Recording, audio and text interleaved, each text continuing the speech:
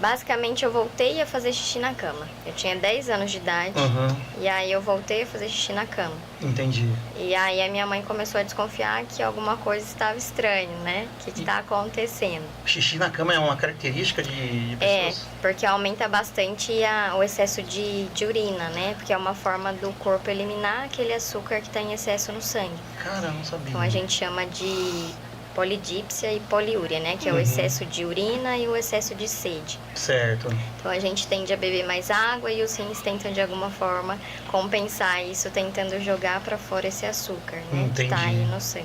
Então você foi diagnosticado, você tinha 10 anos na época? 10 anos. E mas como provavelmente já tinha o diagnóstico antes. Que eu voltei a fazer xixi na cama, né? Certo. Só que eu fazia muito esporte. Ah, sim. Então eu fazia natação, fazia Queimava dança. muita caloria, né? Sim, fazia hipismo, fazia muita atividade física. Então eu acredito que isso fez com que retardasse o diagnóstico, né? Entendi. É porque falam assim, eu li alguma coisa sobre, falam que é uma doença meio que silenciosa, não é?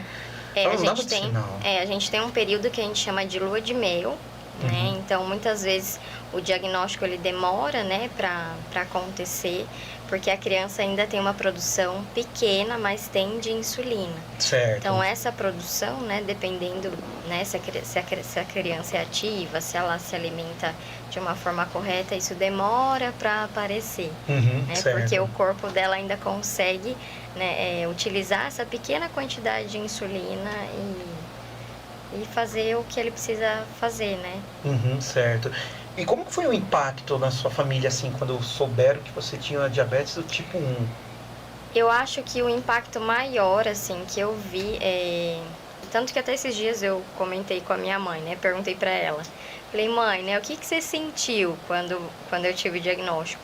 E aí é muito do que eu vejo, às vezes, na clínica, né? As mães falam, por que com meu filho, né? Sim. Então eu acho que esse processo de aceitação da família não é tão rápido assim, tá? Certo. Então demanda muito da família, porque é uma doença crônica, né? Sim. Então é pra sempre. Sim. Não é peguei um resfriado, tomei um remédio. Que vai curar, né? Exato. Então é algo que demanda muito da família, né? Então é uma mudança, né? Muito brusca ali, né? Entendi. Porque você tem que procurar um nutricionista, você tem que adequar toda a casa, né? Toda a parte de medicação. Então eu acho que sobrecarrega muito a mãe e o pai em relação ao cuidado, né? Sim. Porque depende muito deles, né? Sim. Porque é uma criança. E a questão da alimentação, porque cada família tem uma cultura alimentar. Sim. Né? Tem que mudar. Hoje a gente tem uma estratégia nutricional, né? Que é a contagem de carboidratos. Sim. Não é muito nova, né? Tem aí, eu acho que mais ou menos uns 15 anos que a gente tem, né? A contagem. Então a gente consegue trabalhar uma alimentação um pouco mais flexível, né? Sim.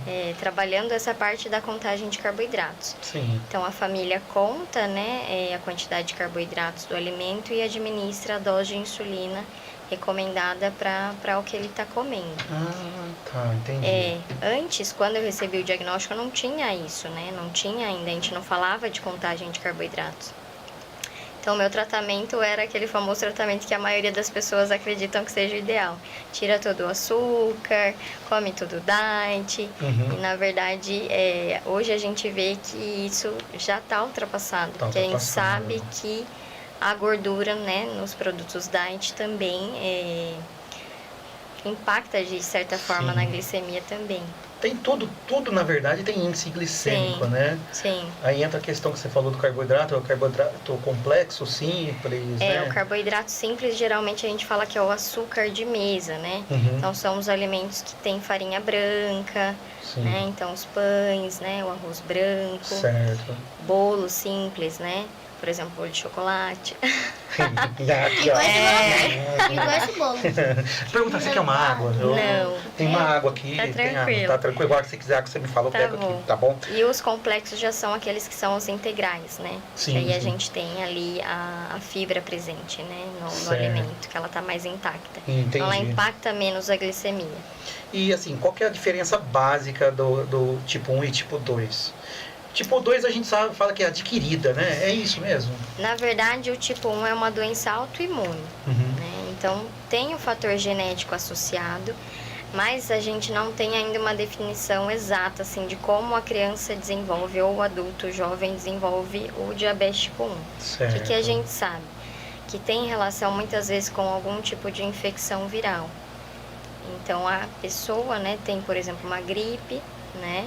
E aí o próprio sistema imunológico dela, ele se confunde, né? Então, ao invés dele destruir só o vírus que ele deveria destruir, ele acaba destruindo também as células produtoras de insulina.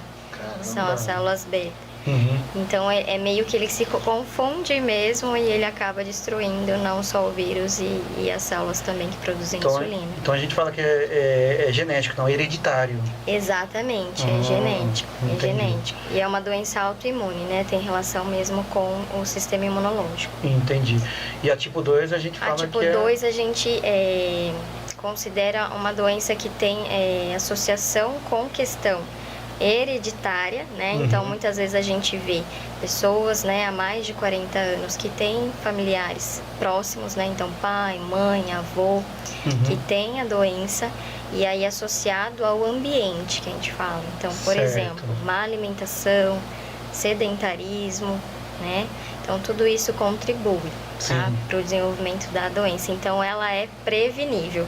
É diferente do tipo 1, não dá pra gente ter uma prevenção, né, para o desenvolvimento do tipo 1. No tipo 2, não, a gente consegue prevenir.